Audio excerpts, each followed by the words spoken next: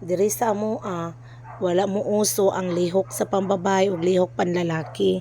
Kay wala man mi lalaki, so kaming mga babae maahat gid mi og pangalsa.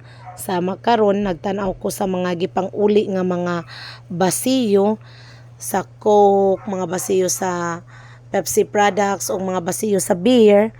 Nag-atang man di ay ni dinhi dapit sa agianan sa sakyanan nga musud og mogawas. So dili na sila kaagi, labi pa ng mga sakyanan sa delivery sa beer, dagko man na ilang sakyanan, dili na makasulod kay nakaatang man ni dinhi. So ako ni siya diring hawanan, matik ako nang usa mag hakot ani kay wa man joy lain taon diri, ako mga anak nangatulog pa. Unya pa tumang mata mga alas 11 kanang tingluto na sad, kay para sila'y magbantay sa tindahan, ako magluto. So karon matik mga alas sa taaning mga basiyo, walay bugat, walay gaan nato anin no. Mao nang kining akong bukton di na dyan na ikapangutana nganong dagko gyud ni siya. Kitagaan jud kus Ginoo og dagkong bukog, kay nakahibaw gyud siya nga moabot ang panahon nga ako mag-inusara.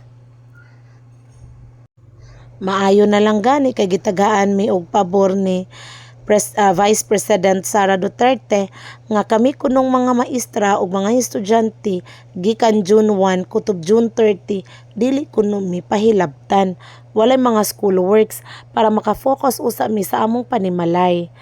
O karon niabot si mama, wa siya kapanghinan-aw na ko mo nang iya kong tabangan, bisag sakit ng ihang tuhod, di gud na siya makapanghinan-aw kung ako na ako'y trabaho, iya gyud kong tabangan.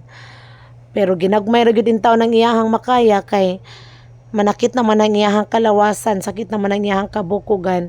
Mo nang ako ra gyud na mag-alsa-alsa ana, mag-arrange niyaha.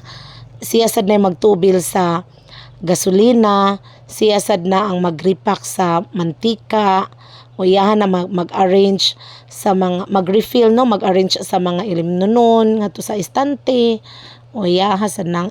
Pero kana gani mga alsahonon, mga bugat na, di kayo na siya pasalig tungod kay ang iyahang tuhod sakit na, na-damage na ng iyahang tuhod. Mo na karon kapoy man tinuod ning trabaho pero malipayon rasad ko. Kaya akong gihuna-huna nga kini wala na mga sulod kay nanghalin. Kini kay nahalin na agyo ko'y ginansya ani.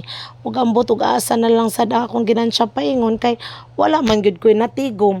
Ako man sad nang ibalik og kumpra. So mao to, kanadeng ako ang mga customer nga moingon mo nako nga nagka-strict ako, maningil ko, bati kong batasan. Ayaw mo pag-ingon ana sa sabton sa dunta ko ninyo ba kay pila ra man tayo ako ang gipatong ani kaning usa ka case nga Pepsi sa 174 ang puhunan ana, gibaligyan ako ninyo og 200 niya. Pila na malay ako ana 26 unya nga nagpundo man ko ana og basiyo nga 90 pesos. Ang uban pa ani wala pa intaw na balik. Mao nang akong gipanawagan nga kato mga customer nga nang